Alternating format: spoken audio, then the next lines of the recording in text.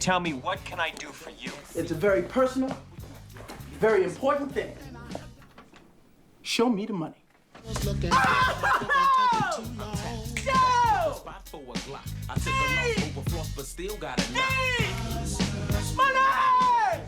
Show me the money! That's it, brother, but you got to yell that shit. Show me the money! I need to feel you, Jerry.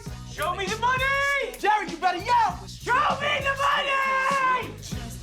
Show me the money! Alright guys, so I'm gonna be talking about why money doesn't fix everything.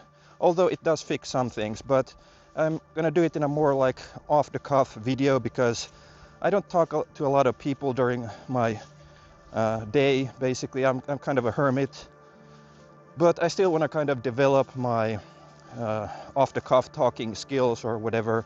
And now I'm kind of talking to you, the audience. So I guess that's better than nothing. Sometimes I may talk on Discord, but it has been a while since I've really done that a lot. So I'm getting a bit, you know, socially, or my social skills are decaying a bit, I would say.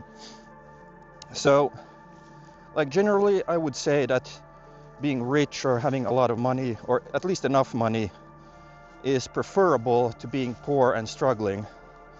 I would definitely say that.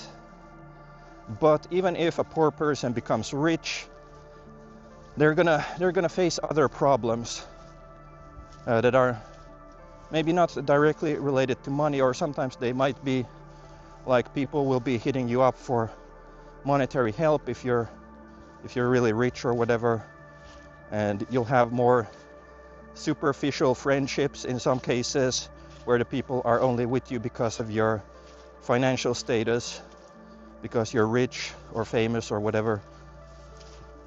And then also, like, one problem which goes really for humanity in general, I would say, is that we get bored.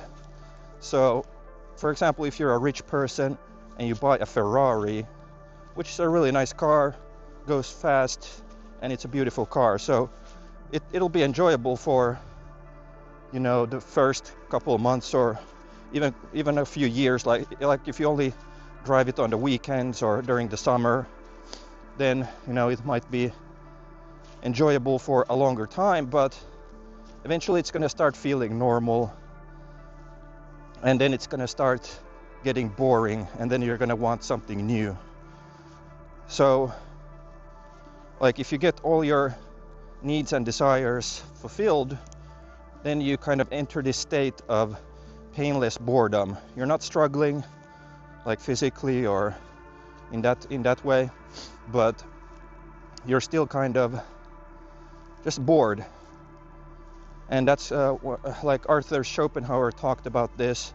I don't know in which book or whatnot, but I kind of agree with that, because I do face this myself sometimes, pretty often actually. I'm not rich, but I have very little desires these days, and my basic needs are somewhat fulfilled,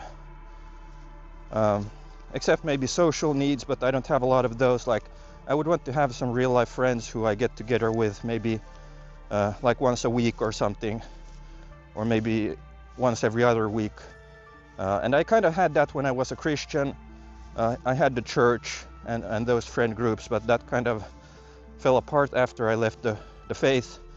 And to be honest, I don't really want to be around Christians that much, because I know kind of the psychology of them, but that's another issue, and it just kind of, I don't know, it's just doesn't feel well. But, and that's nothing towards the Christians, I understand where they come from, but it's still, I would like to kind of avoid that. But let's get back to the subject here, why money doesn't fix everything. So I would say, like, if a poor person, you know, gets into some wealth, maybe they win the lottery or whatever, then they're eventually going to face these problems that rich people also face, unless there's someone like some rich people just have endless kind of desires and goals and whatnot, or very big goals that they somehow think is realistic, like you know, colonizing Mars like Elon Musk wants to do. Even though those things might never happen, who knows. But like for me, my personal situation is that I had this bucket list when I was in my teens and early 20s. I'm in my 30s now, but I was able to kind of accomplish, I would say, maybe 60 to 70% of the items there. And I don't really remember all of them. I just remember like generally looking at it, and I had ticked off maybe 70%.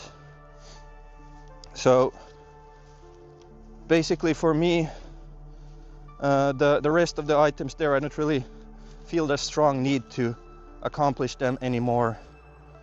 But that kind of makes life a bit boring. So I wrote on my YouTube posts that it feels like I kind of finished my game of life in like 2019 or so, and now I'm kind of just doing side quests and chilling and observing the world and talking about it on my YouTube channel or whatnot, and coping basically. Well, everything's a cope in the end. I think that's my philosophy kind of, but basically yeah, I don't know, like for me, having, like, if I got $10 million tomorrow, it wouldn't really like change my life that much, to be honest. I might do some things, some interesting things, which feel to be like out of reach for now, but it would just give me more financial security, so I wouldn't have to worry about that, which I'm not really at the moment that worried. Like I'm financially, I'm doing okay. Like I get enough to pay for my basic needs, and then some extra on top of that for some occasional luxuries or whatnot. But basically, I think maybe I don't know if there is an ideal situation, but maybe a more preferable situation would be that you kind of, how would you put it? You have enough goals and ambitions and whatnot that you accomplish at an acceptable rate. So sometimes you win, sometimes you lose, and that kind of keeps it a bit interesting. Because if you're losing all the time, then that's going to be very demoralizing. But if you win all the time, that's going to be a bit boring, like playing with God mode in Quake or something like that. It's going to get boring after a while.